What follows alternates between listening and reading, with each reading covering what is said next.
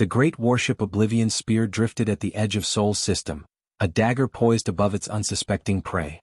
Its command deck was a cavern of polished obsidian alloys and humming conduits, every surface alive with faint luminescence. Admiral Caraval stood at the viewport, his scaled hands clasped behind his back as he surveyed the pale blue sphere ahead. 1,000 stars had fallen to his empire's banners, and this world would be no different. "Reports, Captain Duran," he commanded, his voice a gravelly rumble that carried the weight of generations of conquest. The younger officer approached, posture rigid but tone cautious. "The target world rotates on a 24-unit cycle. Surface analysis reveals industrial sprawl, but no planetary defense grid of note. Their weaponry is crude, projectile-based artillery, chemical propellants, nuclear fission at best. Their orbit is littered with metallic debris, most of it obsolete communication satellites." Shren hesitated, lowering his voice. "There are anomalies in the archives concerning this species." Caraval flicked his crest in irritation, a reptilian gesture of dismissal. "Anomalies?" "Yes, Admiral. Fragmentary accounts from conquered worlds mention bipeds of flesh and fury, called by many names: Terrans, men, the Forgotten Fire. Survivors claim they fought like predators beyond reason, and yet, no confirmed records exist. Some scholars argue they are no more than myth." The Admiral's golden eyes narrowed. "And you think these primitives are those phantoms?" Techren shifted uncomfortably. "I do not presume, Admiral. Only, I thought you should be aware."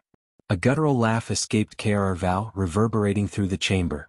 "Legends told by conquered weaklings. Myths to comfort their shame in defeat. Tell me, Captain, have we not shattered fleets, burned continents, and silenced empires? Do you truly believe our legions will stumble before a species barely scratching the skies?" "No, Admiral," Duran replied quickly, though the unease in his eyes betrayed him. Caraval turned back to the viewport. Earth hung suspended like a jewel in darkness, a world vibrant, untouched, almost inviting. Yet something about its serenity gnawed faintly at him, like the first whisper of a storm.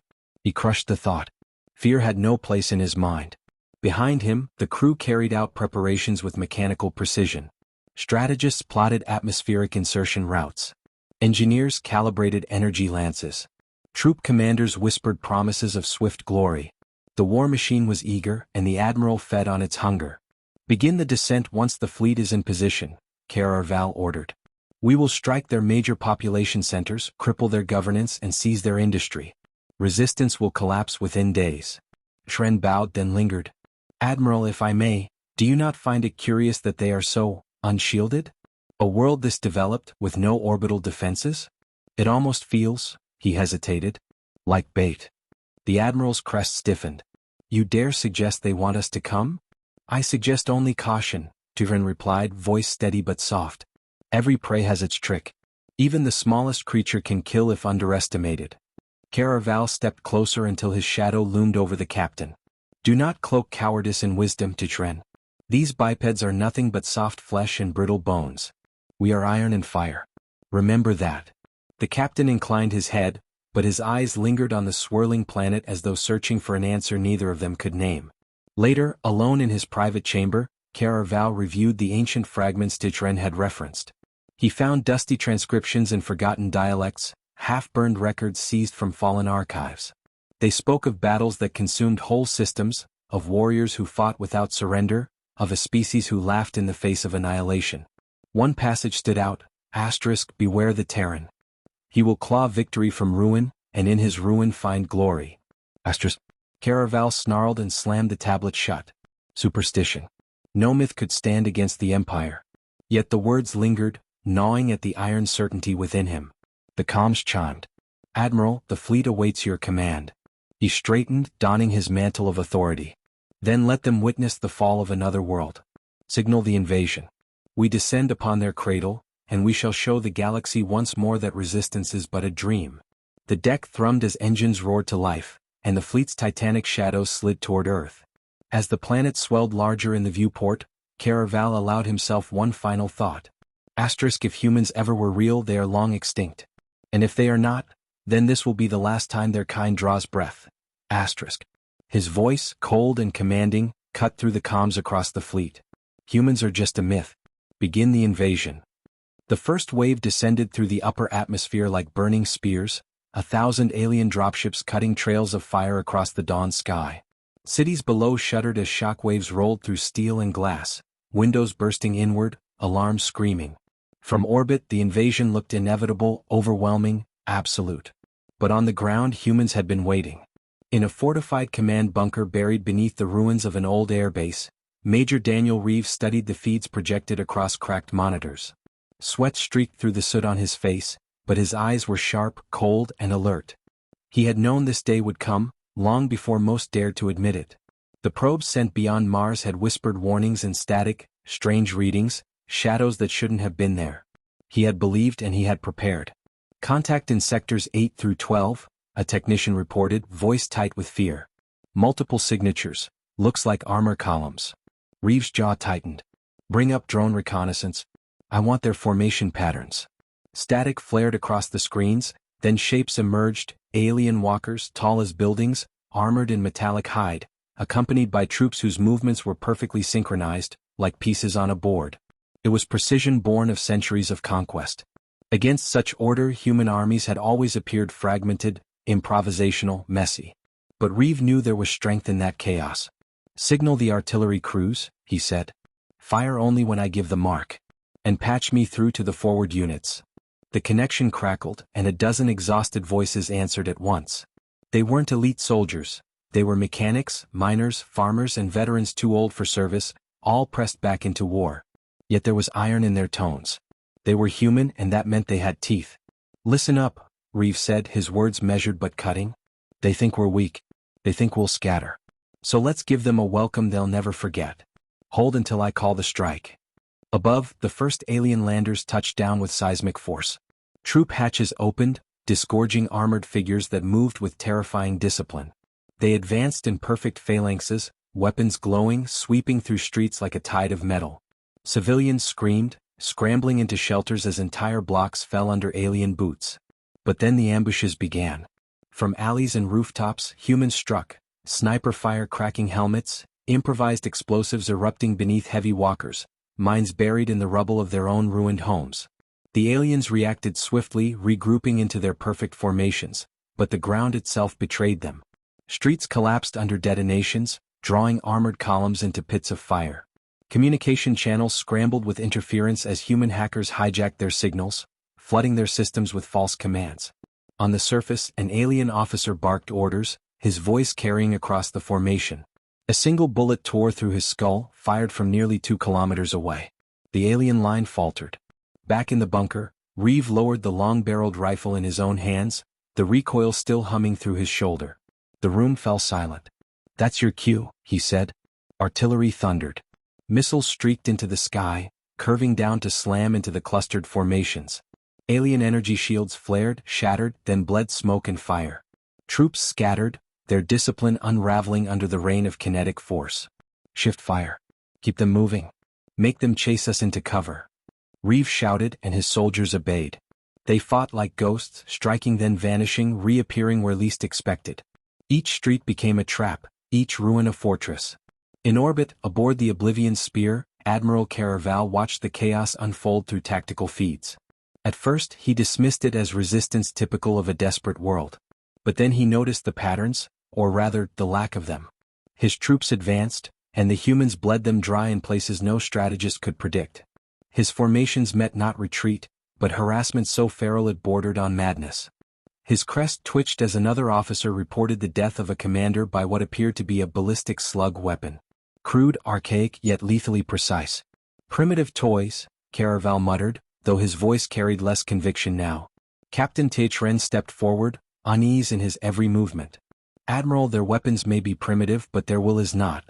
They fight as though they knew we were coming. They couldn't have known, Caraval snarled. But as he spoke, another feed flickered to life, human broadcasts intercepted from ground transmissions.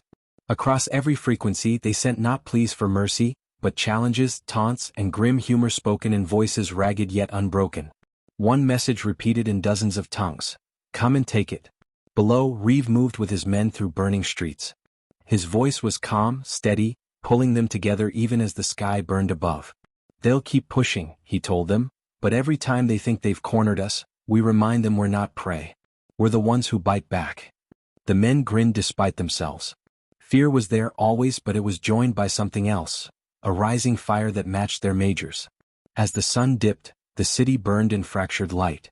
Alien troops had seized ground, but their advance had slowed, their losses mounting. Human forces still lived, still fought, and still mocked them in the ruins. Admiral Caraval turned from the feeds, his claws grinding against the railing of his command throne. The words of ancient fragments came back to him unbidden. They fight like gods. He dismissed the thought with a growl, yet the seed of doubt had been planted. On Earth, Reeve reloaded his weapon, his arms trembling from exhaustion. Around him, men patched wounds, shared canteens, and prepared for the next strike. He looked toward the horizon, where the alien ships burned in the sky like falling stars. For the first time since the invasion began, he allowed himself a thin, grim smile. "They thought we'd roll over," he murmured. "Now they'll learn what we're made of." In orbit, Caraval's voice cracked across the fleet. "Why do they fight like this? Why do they not break?" No one answered him. The war had shifted into humanity's element. What began as an invasion had become a quagmire, a grinding conflict where every ruined street was contested and every darkened sky lit with fire. For all their superiority, the aliens found themselves dragged into a kind of war they had never known. One waged not with order but with chaos. Major Daniel Reeve crouched in the remains of a subway tunnel, the air thick with smoke and cordite. His men huddled around him, gaunt and exhausted, but their eyes glowed with that same dangerous fire he had seen on the first day. They had lost comrades, cities, entire families, yet each blow had hardened them instead of breaking them. Humanity did not scatter under pressure. It condensed into steel. "Recon confirms another column moving in," one of his scouts whispered, pointing at the dim glow of approaching armor through the tunnel's cracks. Reeve nodded, checking the charges wired into the concrete supports. "Then we give them the welcome they've earned. Hold until they're halfway through." The alien walkers moved like giants, their metallic steps echoing across the underground caverns. Their escorts scanned the shadows with precise sweeps, their movements flawless, their formation unyielding. And then the ceiling collapsed. The charges detonated in thunderous sequence, burying the column beneath tons of concrete and fire. Human soldiers emerged from the dust like wraiths, rifles barking, grenades rolling. In minutes the precision of the invaders dissolved into screams and chaos. Reeve's men fought like predators. They did not hold ground, they bled the enemy and vanished again, always reappearing where they were least expected. In orbit, Admiral Caraval stared at the streams of casualty reports with mounting disbelief. He had underestimated them. He had thought to overwhelm with power, but power had no answer for madness. Humans twisted defeat into weapons, sacrifice into strategy. His empire had never prepared for enemies who thrived in ruin. Another battalion lost in Sector 9, his aide reported, voice trembling. Entire formation swallowed by subterranean strikes. "Impossible," Caraval hissed. "No species wages war by destroying its own foundations." "They do," the aide replied softly. The Admiral turned his gaze toward Earth, his golden eyes narrowing. Once he had dismissed the myths as fantasy. Now fragments returned to him like venom. Asterisk, they claw victory from ruin. They eat war. Asterisk, his claws tightened on the railing until the alloy bent beneath his grip. On the surface, Reeve gathered what intelligence they could from captured devices. His engineers cracked into alien comms, mapping their reliance on rigid command structures. "They don't adapt," he told his lieutenants, pointing at the intercepted data. "They replicate. They repeat. That's their weakness." "So what's our plan?" one asked. Reeve's smile was tired but sharp. "We feed them lies. We turn their order against them." False transmissions flooded alien channels. Units were redirected into traps, reinforcements sent to empty coordinates, orbital strikes wasted on barren ground. Confusion rippled through ranks bred for certainty. For every hour humans bled, the Empire bled more. The aliens tried to counter by escalating. Skies filled with burning plasma, cities erased in waves of destruction. But with each atrocity humanity grew more defiant. Soldiers fought harder. Civilians sabotaged enemy supply lines. Children carried messages through the ruins where machines could not follow. Entire neighborhoods turned into ambush zones. Caraval convened his council, but their unity was fractured. Some demanded retreat, others called for extermination. Fear had taken root, a poison his authority could not expel. "We cannot withdraw," Caraval thundered. "If we retreat now the Empire crumbles." They must be crushed before their legend spreads. Yet even as he spoke, he knew the legend was already spreading. His officers had seen humans laugh as they charged into death, seen them fight with bodies shattered, seen them destroy ships with their own suicides. Terror had set into the bones of his fleet. On the ground, Reeve addressed his ragged unit in a moment of rare quiet. His voice was low, but it carried with the weight of truth. Every war we've ever fought was training for this one. Every mistake, every scar, every failure, it all brought us here. They think we're beasts. Let's show them beasts bite hardest when cornered. The men nodded, grim smiles tugging at their lips. They were exhausted, half-starved, and outgunned, yet they would follow him into fire. Humanity had been underestimated, and now the galaxy would pay the price. The next battle was waged in orbit, where human fleets rose from hidden bases. Their ships were smaller, patched together, almost laughably inferior. But their pilots flew with reckless abandon, ramming enemy hulls, detonating reactors and suicidal charges, sacrificing everything for one more wound on the invaders. Alien ships, vast and proud, fell burning through the atmosphere, their wreckage scattering across the oceans. Caraval watched another of his cruisers vanish in a blaze of fire, struck down by a single corvette that had torn into its core. His command deck fell silent as the shockwave rippled across the sky. "Why?" he whispered, though no one answered. "Why do they embrace death as if it were victory?" Back on Earth, a captured alien officer writhed under interrogation. His voice cracked, eyes wide with terror. The myths were true. They eat war. You cannot win against them. You cannot." He broke into incoherent shrieks, unable to finish. Reeve stood over him, expression unreadable. "Tell that to your Admiral." That night, under a sky lit with falling wreckage, Reeve allowed himself a rare exhale. The war was far from won, but for the first time he saw possibility where there had only been survival. Humanity had dragged giants into the mud and made them bleed. But as he stared at the horizon, he knew the fight was far from over. The Empire would not accept defeat easily. The Admiral would not abandon his pride. The final clash was coming, and it would decide not just Earth but the future of every human alive. The night sky blazed with fire. Ships burned in orbit, their husks falling like meteors, casting streaks of ruin across the heavens. Humanity's cities, already scarred, shuddered beneath the echoes of the war's final crescendo. Earth was not a battlefield anymore. It was an inferno where the fate of two civilizations would be decided. Major Daniel Reeve stood at the edge of a shattered overpass, his rifle slung low, eyes lifted to the streaks in the heavens. He had grown numb to fear, to exhaustion, to grief. What remained was a clarity he had never known before. War had distilled him into something unshakable. Every scar, every loss, every sacrifice had forged him into a blade meant for this moment. "Orders, sir?" one of his men asked, barely audible over the roar of distant bombardments. Reeve turned. His soldiers were ragged, armor cracked, eyes red from smoke.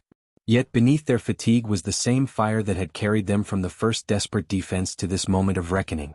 They were not waiting for hope. They were waiting for direction. "We cut off the head," Reeve said. "The Admiral doesn't leave Earth alive." The plan was madness. But madness was humanity's art.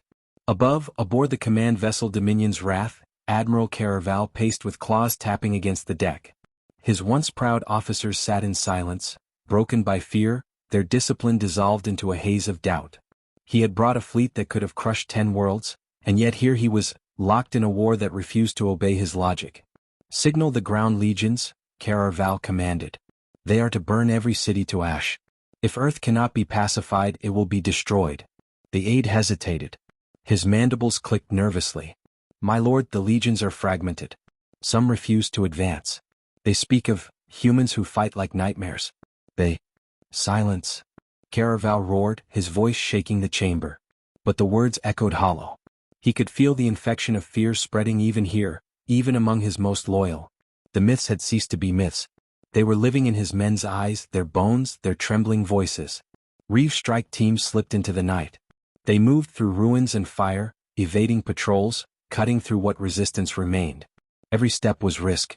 Every shadow might conceal death. Yet they pressed forward, guided by the stolen coordinates of the Admiral's command vessel now hanging low in orbit, bleeding smoke. When they reached the extraction point, the pilot of their battered shuttle looked at them as if they were already dead. "That ship is a fortress," he said. Reeve's reply was calm. "Then we'll turn the fortress into a tomb." The The shuttle soared through the burning skies, weaving between dueling ships. Alien cannons tracked them, but human fighters dove into their path, sacrificing themselves so the shuttle could slip through. The crew sat silent as the hull shuddered, each explosion outside another heartbeat stolen by comrades who had chosen to die so they could live. They breached the Dominion's wrath by ramming through a maintenance bay, the shuttle ripping apart in sparks and fire.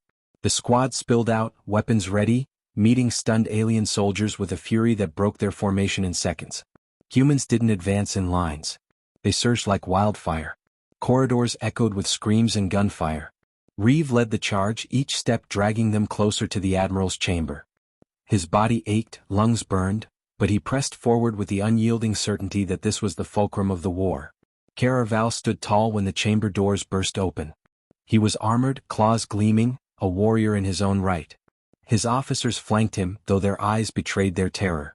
"So," Caraval growled, his voice carrying both contempt and dread. "The beasts claw their way into the lion's den." Reeve stepped forward, rifle aimed but steady. "We're not beasts. We're the storm you thought was a fable." The battle was brutal and close. Aliens fought with precision, but precision faltered against desperation. Humans absorbed wounds that should have felled them, using pain as fuel, pressing forward with reckless abandon. Reeve cut through two officers before Caraval himself crashed into him, claws slashing. They struggled, soldier against admiral, discipline against defiance. Caraval's strength was monstrous, his armor near impenetrable, but Reeve fought with something beyond strength. He fought with the weight of every city burned, every comrade buried, every sacrifice made. He fought with the fury of a species that refused extinction. With a roar, Reeve drove his knife beneath the Admiral's plating, straight into the heart. Caraval staggered, disbelief freezing his golden eyes. "This cannot be," he rasped, blood spilling. "You were supposed to be myths." Reeve's voice was quiet but unyielding. "We are." Caraval collapsed, his body shuddering before it stilled. The silence that followed was heavier than any cannon's blast. The officers who remained dropped their weapons, terror eclipsing loyalty. Word would spread, of an admiral slain by human hands. Outside, as the command vessel shuddered and alarms blared, Reeve and his men fought their way back to the shuttle bay. Their extraction was chaos, but they escaped as the Dominion's wrath erupted behind them in a storm of fire, the flagship's death scream visible even from Earth's surface. When their shuttle landed on the battered soil, survivors swarmed them, eyes wide with disbelief. The sight of Reeve alive, bloodied but unbroken, was more than victory, it was proof. Humanity had not only survived the impossible. They had slain it. The war was not over. The Empire would reel, regroup and perhaps strike again. But the myth of humanity was now truth, carved into history with fire and blood. Other worlds would hear of it. Other species would whisper of Earth, where giants fell and men rose. Reeve stood among his soldiers, gazing at the burning sky. For the first time since the invasion began, his chest lifted with something he dared to call hope. Humanity had been cornered, battered, nearly broken. But in that crucible they had become something more than survivors. They had become legend.